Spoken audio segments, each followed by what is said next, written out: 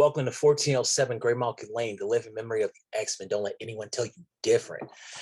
So today we are reviewing X-Force 28, written by Ben Percy. The artist, his name is Joshua or Josiah. I can't pronounce that, and I don't want to butcher his name. But the art, oh man. Okay, let's get into it because I was really surprised by this. So, from what we last saw, apparently a Cerebro is starting to become sentient, and it's eating people. Let's just say what it is. It's eating people. And it's actually kind of scary because we really don't know what its entire deal is. Like, we know that it wants to build, and it wants to get powers, and it acquires the powers of everyone it eats. So I'm thinking it's kind of like Cell from Dragon Ball Z, but don't quote me on that. Also, then we cut to, oh, okay. Also, the monster comes up on like a vision, like a hologram of Forge, who tells it if you eat enough and you build enough, you become a mutant. So that it gets that in its mind. We cut to Beast, Cecilia Reyes, and Sage in the Healing Gardens after finding Forge's body. His head is just gone. No, not gone, just the top, just where the brain is. It's kind of like a zombie. And this kind of bothers me. Like, I don't understand how Marvel is lying to the fans saying that Lives and Deaths of Wolverine is a classic. It's not a classic. It doesn't make any sense. And that's a hill I will die on, a viewer. Don't be afraid to speak up when something doesn't make sense. I was actually in a Twitter conversation. Somebody said, oh, you got to take a little bit of sci-fi with this. Like, yeah, I understand that, but you can't use telepathy to travel through time. They don't even explain. They just say, oh, Ben Percy does not understand how telepathy works. You can't do that. It would be easier to get like a time traveler, like Cable or Tempest or somebody like that. Because, they can even steal some technology from the Fantastic Four. They've gone back in time plenty of times. So, yeah. But Beast and Sage are investigating what's going on, and we're getting cutscenes of this thing. Just, it's hungry. It's like your thick auntie. It's so hungry. It took out Havoc. It took out Polaris. Wow, that just damn. And then we cut to the Silver Samurai. He's obviously annoyed because he got pulled into something that he didn't really want to do. So which is a fight with a giant hulking juggernaut-looking mutant that is basically Quentin Quire. And Silver Samurai whoops his ass while telling him, like, I really don't want to be here. You're really annoying. And it kind of it's funny. I like it. It's a very creative use of the X-Force privileges and what they can do with the husk. Like, apparently Kid Omega is having these bodies of various mutants created, and he's taking control of them, and he's working through something, and that's fine. I have no issue with that. I mean, nobody's being hurt. I mean, they're just empty shells. It's like, are you going to be mad at somebody using different cars? Like, that's all it is. He gets in. Kid Omega gets interrupted by Wolverine, who basically is mad all the time, which doesn't, which really plays to his character, but it just says like, "Oh my god, just shut up, leave me alone." He doesn't listen. Like he doesn't want to. That's funny to me. Um, Also, this data page about X-Force, it's like, I don't know if we're a war chest or a toy chest. Like, shut up. The Five, all they like to do is complain. Like, oh, we do all this. We're so they're getting egos. That's what that like their job is to cook. They they shouldn't have anything to say. And they say like, oh, is this an abuse of power?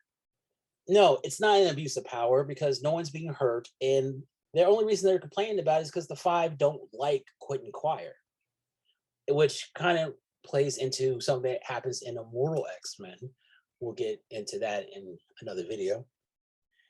Then we cut to Omega Red. Omega Red, I swear, all they do is mess with my man. Check this out. Like he took out a wild hog and he's eating, chilling, just mind comfortably. And then Sage just comes in and plays therapy session. Apparently, she's an alcoholic who does a bunch of things, and like she assaulted Gorgeous George. She had drunk sex with somebody. Honestly, I think they're gonna play with either it's Black Tom or Cecilia Reyes. Just me. I don't know. That's just something they do. And she's just playing therapy session with him. He's like, I don't care about your problems. Leave me alone.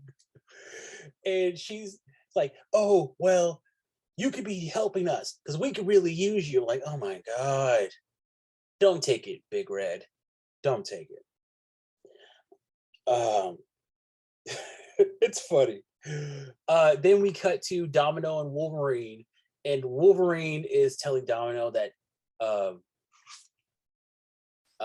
Kid Omega, he just left, and, and she's like, and Domino's like, what did you tell him? He's like, life is about dying. All we can do is just stop it. I'm like, you shouldn't be allowed to talk to anybody at all, because all you do is give really messed up advice that you think is badass. It's not badass. It's just like, read the room, bro. This data page is actually really cool, and I wish we would have gotten to see some visuals of it.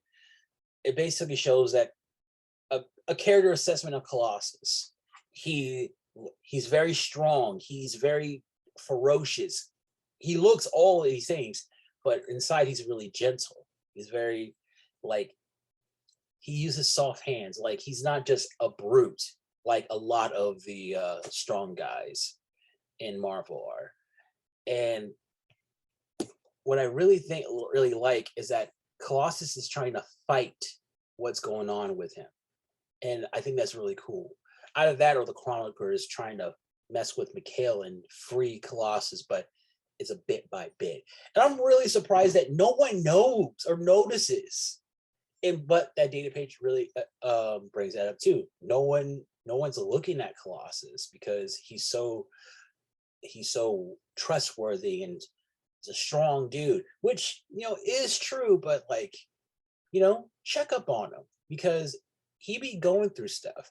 I mean, if you remember Astonishing X-Men that came out a couple years ago after Kitty broke up with him because his sister wanted to play cock block, and then she was like, I want to say I love you, and then she's like, no, I'm not going to do that. Like, Ileana is she's just an agent of chaos. You should never listen to her. Kiddo, which brings me to my favorite like the most understandable scene in this. Oh God. So Kid Omega, he goes and tries to talk, like he finds the the cuckoos. I don't call them the 5-in-1. I just call them the clones of a side chick. And he tells them, like, hey, listen, there's something on the island. It's killing, it's eating people, and it's serving powers. I'm just telling you, like, you know, watch your back. And they just come at him like, you know what? You're a stalker. Which just makes you go like, you know what? If I was Quentin, I'd be like, you know what? No.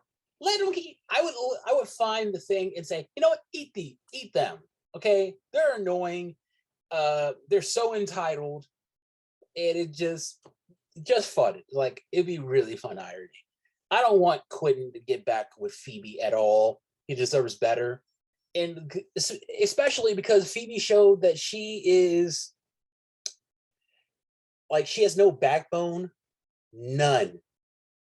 She lets her sisters influence her decisions instead of just being an adult. And it annoys me, and I want to see them eaten. I don't want them gone. I just want to see something bad happen to them in an ironic fashion.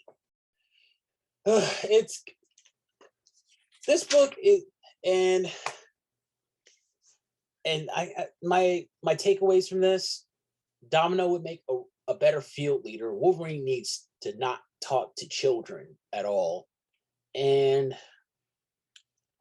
I like the way this is going. It's kind of remind me of a horror movie, like any kind of monster movie of the 80s. I'm digging it. I'm giving this book a very rare 4.25. I like it. You should read it. Who knew Ben Percy could write good comics? I didn't know, because he has not shown it. He is not showing it at all. Oh, God. So, at 1407 Grey Mountain Lane, signing off.